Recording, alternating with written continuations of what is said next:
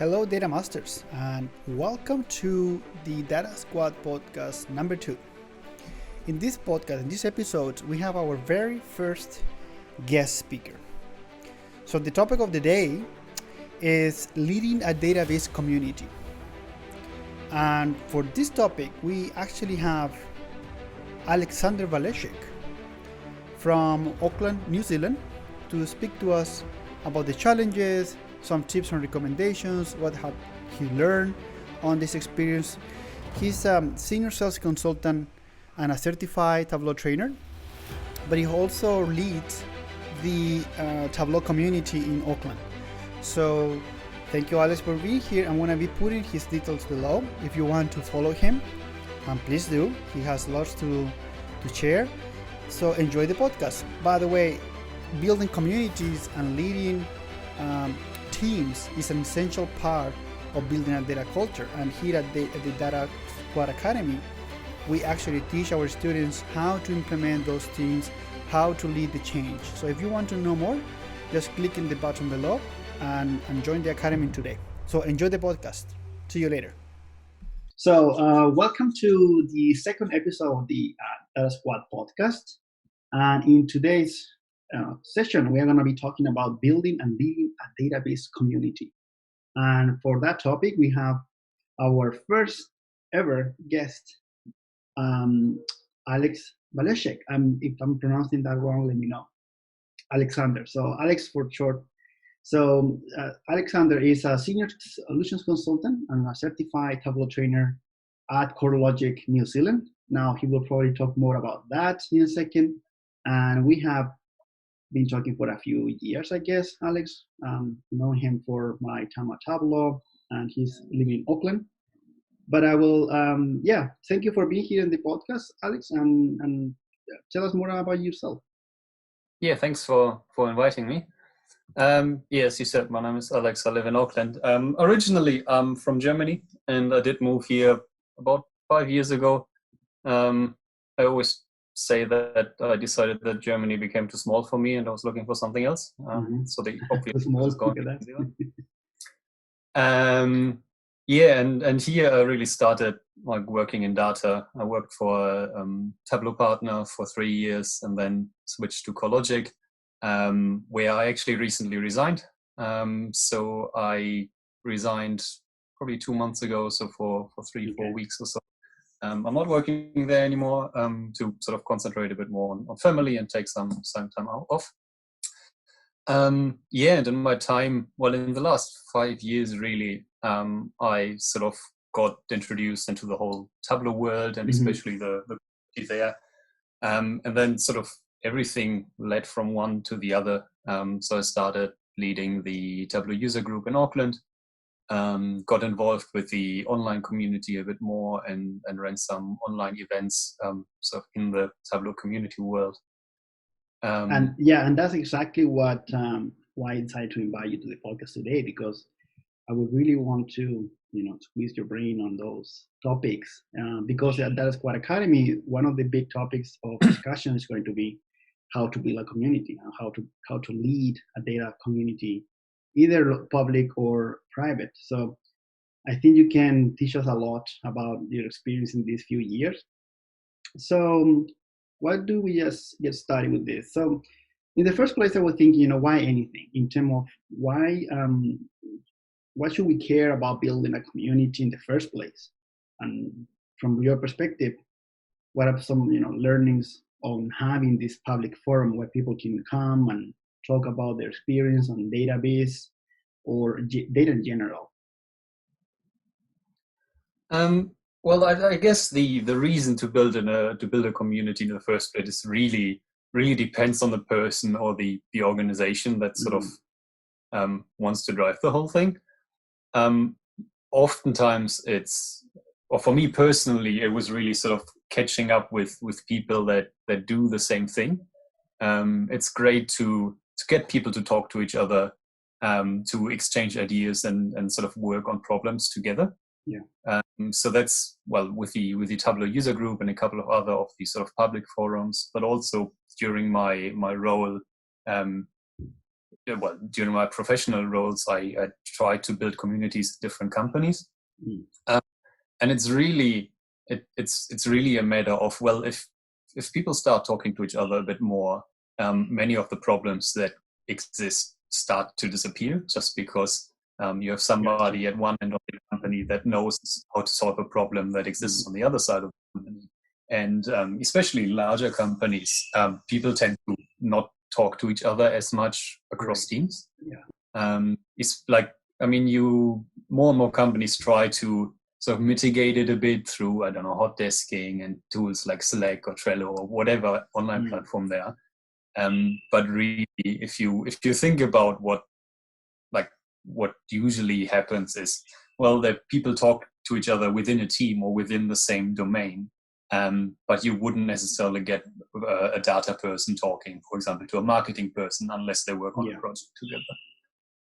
And communities really embrace that and really solve for that, and that they bring, or ideally bring, people from all sort of different backgrounds together to talk to each other and to talk about their problems. Yeah, that's great. So if there is someone out there listening to the podcast and thinking about building a community in their organizations, will you encourage them to do so?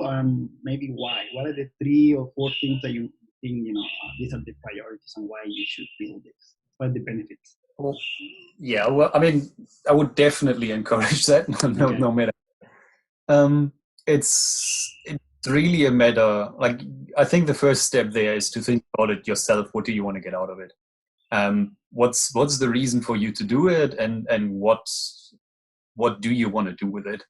And a lot of times, from personal experience, like, I have these big ideas of getting like people across the whole company together and have everybody talking to each other. In reality, that doesn't happen, at least not instantly. It takes a lot of time to work on that, and you need to work at a small section first, and then try to slowly expand it. So, 2 examples. On the user group, it's going on for it's 5 years in August. And it started off with like 20, 30 people, and now we have sort of 60, 70. The largest event was 120. But it's 4 or 5 years of constant work of talking to people, of trying to find people to host it, of trying to find people to talk at it. Sorry. And the same thing within a company. As I said, you have big ideas and try to make them happen, but you very quickly run into roadblocks like this, budgetary constraints.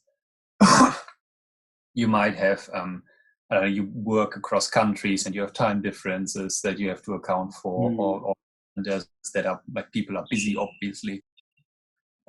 So what I usually did in the past was like, okay, you start with a small group and you just need to be persistent and need to keep going. So for the first couple of weeks, you might just keep doing it, every month or every quarter. Exactly. Yeah. So in the first couple of weeks or months, depending on how often you run something, you might only have 2, 3, maybe 5 people dial in, and it really feels like, oh, do I waste my time here? Should I just stop it because it doesn't go anywhere? But that's exactly the point where you need to think, okay, I'll just keep doing it, and maybe set yourself like a realistic time frame. I don't know, maybe. So what I did in my last role, I started an internal Makeover Monday session. For people who are not familiar with that, it's a Tableau effort, or really a general visualization effort, where they post a data set and a visualization once a week, and you're supposed to improve it based on visual good practice. Correct. So I started off with that, I think, in October, and my first sort of goal was, okay, I'll run it to Christmas and see what's happening. And in the beginning we had like maybe 2 submissions a week. Like, the good thing was it forced me to every week submit something myself, because I can't expect others to submit if I personally don't put the time in it. But at some point it becomes sort of tedious if you just have 2 people participating, and you need to remind others to participate as well, and hey, maybe try it. But over time, like, through word of mouth, it spread a bit more. We got like 6, 7 submissions every week, and maybe 10 or 12 people dial in. And So at the end of the year, I was like, okay, that's great. And people actually actively approached me and asked me if that would continue after the Christmas break. And I was like, yeah, sure. So from that on, it was like, okay, we have a solid foundation, and it started to take off a bit more. And people also actually got or figured out what they got out of it. Like, they realized that they got better over time. They realized that it actually improved what they were doing. And it's although the data sets are completely irrelevant to what they do professionally, they could see how what they learned there and what they applied every week actually fed back into what would work, and how their Tableau dashboards for clients or internal actually got better because of that. And that's sort of that's the persistence and what you said, the consistency that you just need to keep going to do it. And also something that extracts from your words is you need to provide value, right? It's not just a forum where people is coming to just catch up and have a beer and pizza. Is what I'm getting out of it is probably what people is always thinking about. I'm going to invest 1 or 2 hours of my time on this event. Why should I do it? What if? Exactly. What I'm getting in return that I can apply to my job and make it better. So that's important to keep in mind. Like, what is the value that people get out of the event? The hard thing there is again, it's hard to quantify it, especially in the beginning. It's hard to say, oh yeah, you need to put in 2, maybe 3 hours a week, and you will get better at something. And everybody's like, yeah, but why? How? What's the benefit for me, as you said? And in the beginning, it's hard because either you might not have a reference where you can say, oh, actually, I don't know, it saves me that much, or it saves me that amount of dollars in training. Mm-hmm. So that reminds me to go into challenges. Like, what are the main challenges that you see when either running the public forum, or trying to bring people together, or you are planning this big catch up or meet up at the end of the month, and you need to start putting people into that sign up to register and all that. So what are some of the challenges that you have with that? I think the good end thing about those is the diverse audience. Like, it's great to have people from different backgrounds to talk to each other, but that's also the challenging thing, where it's hard to create something that's valuable for maybe your junior developer, for your senior technical developer, as well as your head of whatever it is. And that's a bit that is a problem, and you need to see how you want to address it. I can see really 2 ways. One is, well, do you address all of these diverse groups? So there might be what you want to do is really targeted at a particular group.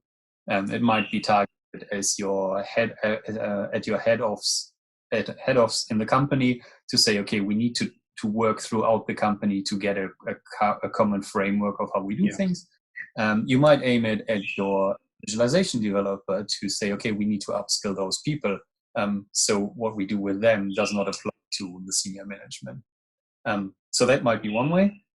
The other way is to say, okay, what we do here does provide value throughout the hierarchy. So you might run in my example, Tableau trainings, and you might have people that are very technical that spend their whole day in the database writing SQL code, and then you might have your completely non-technical, marketing person that has never seen a database. Right. At that point, you need to try to figure out a way to engage both of them, and through efforts like, for example, Makeover Monday, it doesn't really matter. It doesn't matter how technical you are. You both learn a new tool. So you might have completely different approaches on how to work with that. But in the end, both of you can learn from each other to work on things. And I think that's the big thing. Together with what I've said before, it's like, well, what's the benefit? It's hard to quantify it, and it's hard to get people on board, especially if you do say, okay, we need to have, an hour or 2 hour a week for 10 people. I mean, that's easily half a week of work lost, just for one session. So you need to get somebody on board. And even in the beginning, maybe it's just sort of partially, just like, oh yeah, that's okay, let's try that for a while. But if you get that backing, it's really helpful to sort of get the exposure and also get a little bit of sort of somebody who can strengthen your back within the organization, for example. So you will say it's important to find a sponsor or someone high end in the company that will support their people spending some time on this. It's definitely beneficial, and it really depends again what the background of that is. What's your intention with it? I mean, if you do intend to build it bigger, it's really helpful to have a sponsor as high up as possible, really, to say, yes, that's a nice, but I support it. And if anybody bothers you and asks questions you why you do it, send them my way, that sort of thing. Now that's a perfect world example. That doesn't always happen, but it's really helpful. And sometimes it might just happen once you start. Like what I definitely also encourage is sort of guerrilla movements. So just get something going. Just get momentum. Get some momentum going. Yeah, exactly. Write to some people that you know are interested and you know you can provide value to. And usually many of the companies will be like, you will get away with spending an hour on something if you can genuinely justify that it helps your job. And if you get 3, 4, 5 people engaged in that, and maybe through word of mouth it might spread a bit bigger, at some point somebody higher up will probably see what's happening, and at that point you hopefully can already provide some sort of, okay, we do that, we already saw that it helped us because we solved this one problem, for example. Can you support us somehow? Interesting. So what would you say is probably the top blocker or challenge that people will face when trying to create their own community in their organizations? What's going to be like the biggest challenge to overcome? It could be time, it could be, as you said, finding a sponsor, but in your experience, what do you reckon is that blocker or that pitfall that people should try and avoid? It's in my case, it was always sort of my personal commitment to it. Like I always wanted to do it, but as I said before, very quickly you run in a situation where like, I really can't be bothered anymore. Like you fight some. So again, in my example, it was always part of sort of a bigger idea of creating. You might want to call it a data culture or a training system, or like something larger. And I spent a significant amount of time on it to scope something, to come up with a proper plan, to create slide decks, to pitch it internally. And at some point, sort of, you need to constantly push it, that it doesn't get lost with everything else that's going on in the company. Okay. Yeah. And that's really hard. And it regularly happens to me personally that I'm like, I really can't be bothered anymore. I put so much effort in it, but if there's nothing that comes back to me, I'm not sure I really want to do it anymore. And usually what I try to do is, okay, I dial it back and I start on the bottom, and again try this grassroots movement. It's like, okay, it's better to ask for forgiveness than permission. So I'll just start something. And then see where it goes. And then ideally, in the best case, you can sort of grow it. And it might not always happen. And you need to figure out yourself when you think, okay, it really does not happen. But in the best case, it grows slowly and consistently, and at some point you're on a stage. I think you had a great point there. And I've seen in my experience, and when many companies, they want to have a data-driven culture. They all talk about it. We need to be data-driven and all this and that. But then community, in my opinion, is a central piece to that, bringing people together. So if you are not able to do that, then you will never have that transformation that, the executives are, dreaming with, because it's not going to happen. Now, I've seen that usually in traditional big corporations, it's sometimes it's more challenging to bring people together than in small companies, startups, or where I don't want to say that age is a factor, but it seems that for younger people it's like easier to get together. They see the value of spending an hour or 2 hours here doing this community thing versus traditional people. Like they don't see it straight away. Why is in it for me? Why should I spend my time instead of going and spending time with my family? Why should I go and do this event or session on data visualization? So I guess also communicating is another important factor. Communicating from the very beginning. What are we trying to do with this? Right? What is our goal? What are we trying to achieve with these communities and these teams coming together? If we can communicate and relate to people with that, that's going to be a little bit easier, I guess. But yeah, you're right. It's challenging, especially if you are the only one pushing for it, right? Like you felt there, like you were the only one pushing, and nobody else was really coming to you. And yeah. Yeah, I think what you said there about data cultures is very true. Like I personally, I always struggle a bit with sort of X culture. Because it's really hard to change a culture. Like it's really hard to say, okay, I want to facilitate a certain culture within my organization. How do I do it? Well, it usually doesn't work that way. And a simple example is sort of, well, you can have work from home policies and encourage working from home. But if your staff in the office talks about, oh, Bob, he's working from home today, well, you can encourage it as much as possible. If other people in the office see it, they will say like, oh yeah, working from home, it's not really considered. It's not really working. And that's similar with data culture. You can say we want to be data driven, and we want to be analytics driven and all of that. But if your senior management decides on a whim to do something rather than the other thing because they didn't care about the data, then that doesn't work. That's the thing. If it comes top down, you can facilitate it. You can try to sort of support it with certain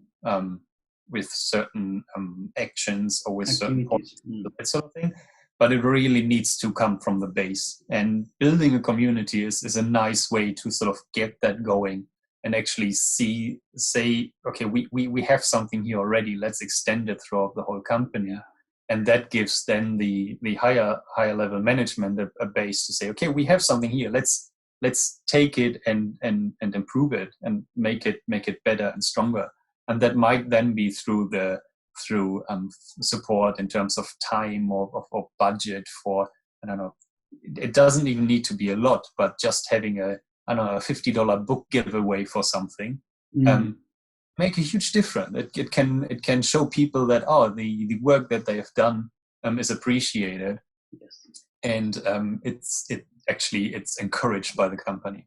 I think that's the key as well. Yeah, that's a really good thing that a community, if you can get it going, can support that and actually kickstart it to something bigger. Yeah, that's very good advice, actually. Yeah, having something to look for as a person that is participating in this community, like, I'm spending my time again on doing this or playing with the data. I'm learning through, but what I'm getting out of it, again, that's always the word, right? What as a person, as an individual, I'm gonna, advancing in my career. It's gonna be some promotion, maybe. Or at least, as you said, maybe feature your work as part of the newsletter or something internally. That's super important to keep people motivated. They're great ways to engage people, and at the end of the day, it also should be fun. Like it shouldn't be a mandatory session where, okay, once a week we get together to do X and everybody needs to.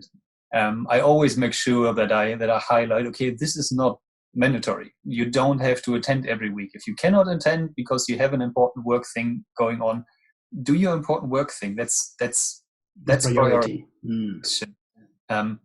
But if you can spare the time, if you can organize yourself around it, then come along and learn with us and get something out of it. And I make sure that I sort of include people and get them talking rather than just me presenting stuff and just sort of hear stuff, learn it. So you become more like a facilitator of the thing. Exactly, and then you speaking. Yes, and then you highlight the work they do, and sort of that they get a sense of appreciation, and that might be through sending out, for example, something they created in a newsletter, or you might have lunch and learns with a wider company where you can highlight your program, or you can highlight something that a particular person did. You can do simple giveaways of, as I said, topical books, or even you shout, I don't know, a couple of pizzas for a lunchtime session, and that itself, it's not, you shouldn't make it, or you shouldn't make it a bribe. It shouldn't be oh, come on, you get pizza. It should be hey, let's do something together. And by the way, I got my boss to shout a couple of pizzas. That sort of thing. Yeah, I know what you mean, like a hook, but it shouldn't be the main purpose of why people get in exactly your event. So if like a lot of the training stuff that sort of is a base of Fiona Gordon's Tableau quest. So and what she talks about was that she tried to motivate her team intrinsically and not extrinsically, which in the end just means they should want to come along because they learn something for themselves and they improve their skills, rather than, oh, there's a sweet giveaway for me at the end of it. So I just sit around here. But probably that's probably the biggest challenge is how to get to that point, because you need to show momentum, you need to show some results first, I guess, right? And then as people see, oh, these people is getting ahead, they're learning something, they're upskilling their Tableau skills, or any tool for that matter, and then probably will start participating more and say, maybe I should be there, maybe I should spend a couple of hours of my day doing that. Yeah. So in terms of the tips and recommendations, this is the last section of the podcast, is first of all, what is the most important thing that you have learned from this experience over these years? It could be anything, not just technical knowledge, but about people and how they come together and what are the challenges, but also what are some tips that you will give to someone. Let's think about someone who is thinking about starting a community in their organization and they don't know how to start, or where should I look first? Should I secure a venue first, or should I send an invitation first? What comes to that in your mind? In terms of things I learned, I'm not sure it's easy to point at a particular thing. I think in general, just by running those events, and also by running public events, like I run a DataVIz meetup, the Tableau user group, and I help with the Tableau Fringe Festival, which is an online conference. A lot of that comes down to sort of just organizational things. You need to keep your things in order to make sure you organize your venue, your speakers, and that sort of thing. You make sure you don't forget anything. So that's super helpful. Generally, I mean, if you keep talking in front of people, you get much more confident with it. I think that might also actually be the biggest challenge for many people. I know the hardest thing for me is to find speakers, because a lot of people are very uncomfortable talking in front of people. Okay. And if you do your own presentation, at least you sort of just talk about your topic, and you have a very structured thing that you talk about, and it's very unlikely to get a question that's completely unexpected. But post an event, anything can go wrong, right? The projector might not work, or a speaker might not turn up, and that sort of thing. And you need to deal with that ad hoc. So that's something that's, I think, is super helpful to sort of as general, I don't know if you want to call it life skills, but stuff that you might not usually have to deal with. I think those are the two biggest things. The other big benefit is obviously the networking effect. No matter if you do it within a company or publicly, you get exposed to much more people than you would usually. that's obviously good. And a company that rises your profile, so people might think of you the next time they think of whatever topic you run a community on. And externally, you broaden your field. If you look for a job next time, it might be easier to get connections and to get people to recommend you. And it's just you sort of become an integral part of the community just because you're the host of many of the events. I think that's it's a very intangible benefit, but it's clear, and it sort of depends a bit on what you make of it. And it might not even be for yourself, but you might be able then to help others. So because of the work I do a couple of lectures at universities. Sometimes students approach me like, well, what do you think about this or that? Do you know somebody who is hiring junior data scientists, for example? And I can't always say, yes, go there and you'll find a job, but I can try to facilitate that and sort of give back and again support the community through that. That's great. Yeah, it's a side effect probably of doing all the things. Yeah, exactly. And in terms of tips, I think one main thing that I learned is try to get others involved as well. Okay, so basically, don't try to do it alone.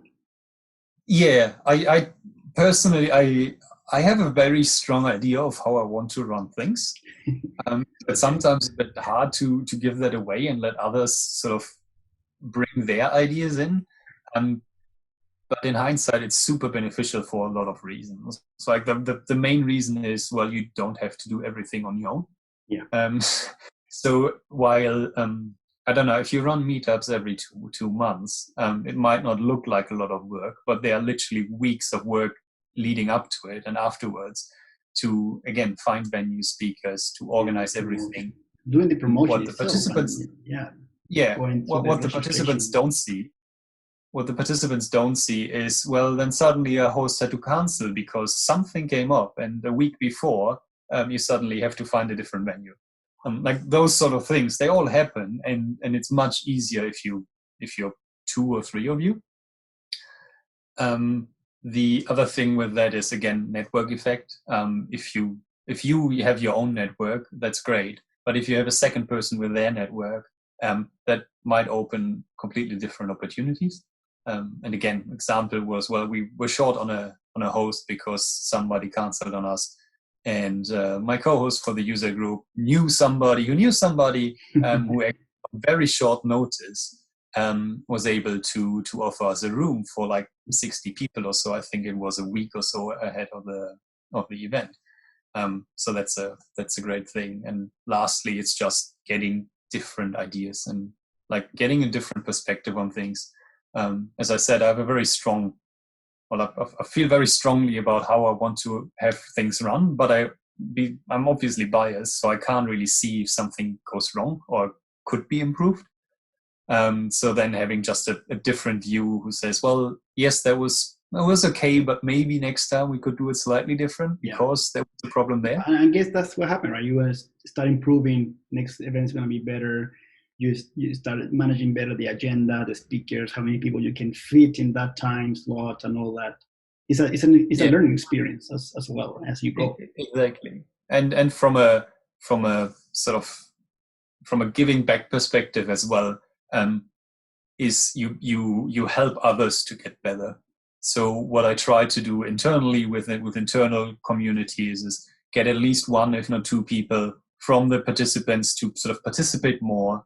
To maybe run out some of the sessions when I'm not able to run them, because it raises somebody else to take over. Because let's be honest, you won't be able to do that forever. At some point, you leave the company, and you don't want the community to die just because you left, or you might not be there for a week or two, or you're on holiday or whatever, and you want to keep that going.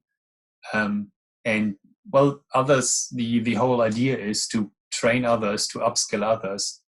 So the best thing for them to do is to actually do things themselves. So I think that's a big thing to think about when trying to start something. And then one more question: when you have, let's say one meetup every quarter. How do you keep people interacting and engaged during those, in between times? Well, that's actually a very hard question, and it really depends on what it is you're doing. So yeah, and how much connection within the group is there anyway. And to be honest, with the meetups that I help running, we don't really do things in between. Okay. So we have meetups usually around every 6 to 8 weeks. I found that a good time that you have enough time to prepare it, and sort of it's not just you finish one, you have to think about the next one already. And on the other side, having it sort of way too often where people get bored of it. If you have every month or every 2 weeks or whatever, then it's like, well, yeah, I'll miss this one. I go to the next one because the next one is in a month anyway. It's too often. Yeah, but if it's every 2 months, then, well, that's fine. Well, I'd rather go to this one because otherwise I have to wait to the next one. And the gap otherwise would have been 4 months. Also, it helps to not run out of topics too quickly. If you do monthly, 2 weekly, like you run out of things to talk about very quickly. Yeah, very quickly. And yeah, so yeah. I mean, depending on your community, you might be able to send out newsletters if you have enough content. But again, be mindful of sort of what happens half a year down the track. If you start with a weekly newsletter, you might have content for the first 3 or 4 weeks, but then you might run out, and then you have to dial down from weekly to monthly to maybe 2 monthly. Yeah. Think about it in the beginning and think about, okay, maybe I only do it monthly, a monthly newsletter. Then I already have content for the first 3 months, and in that time I probably get some more content for the. Yeah, I guess it's more about saying, hey, we are still here, right? We have our first or second or whatever event, and we are still here. Look forward for the next one that's going to happen in next 1 week. Yeah, and I think especially in the beginning, that's something you want to be mindful of as well. To when you think about your first event, already think about your second and third one, because there's nothing worse than creating a new meetup, having a great and awesome first event with a big speaker and lots of people, and then nothing's happening for the next 6 months. People forget about it. Yeah. And well, then you need to do it all over again. Mm-hmm. What we did, we started a data visualization meetup sort of towards the end of last year. We had a big first event with a sort of big speaker, but we already knew, okay, we want to do the next one in Jan, and then the one afterwards in March, and we already had ideas of what we were doing there, just to make sure that we don't have to skip them. That's definitely something to think about as well. Thank you. Those are great points and great advice from you, Alex. So I want to thank you today for coming and for spending a few minutes with me talking about this topic that is very interesting. And it's not, as you say, it's not an easy one, but it's probably something key if a company wants to achieve the data-driven organization dream, building community and having a safe space for people to communicate and share ideas is critical. So how can people reach out to you, and especially in Auckland and New Zealand, if they want to participate in the meetup event that you are running? How can they reach out to you? If you're in Auckland, well, or in general, really, obviously the obvious one is LinkedIn. Okay. Quite active on Twitter. Twitter handle is Genetis, which is sort of a weird word. I'm going to be putting all the links anyways below the video, just people can click it and follow you. I have a blog that is sort of Tableau and visualization focused, curvediscussion.com. So yeah, you can reach out on pretty much any of the platforms. If you're in Auckland, right. I'm always happy to catch up. If you look for the Tableau user group Auckland or the Auckland data visualization meetup, there are always ways to reach out to me or to my co-hosts involved. And for all the meetups, we are always looking for speakers, for hosts. So either way, if someone wants to speak at your event, they should reach out to you as well, right? Yes. So yeah, if you can help with any of those, reach out. But also, if you just, I don't know, want to catch up for a coffee or a quick call, feel free to reach out. I'm sure we can organize something. Yeah, I will. I'm sure that I will catch up to you once the borders are reopened. Hopefully, not too far away, and I will be able to travel to Auckland again sometime soon. So thank you, Alice, for being here today. Again, appreciated your time. And for everybody else, thank you for being here. I'm going to be posting the links for Alex connection or below this video. And let's say goodbye for now. Thank you. Thanks for having me. Bye. Bye.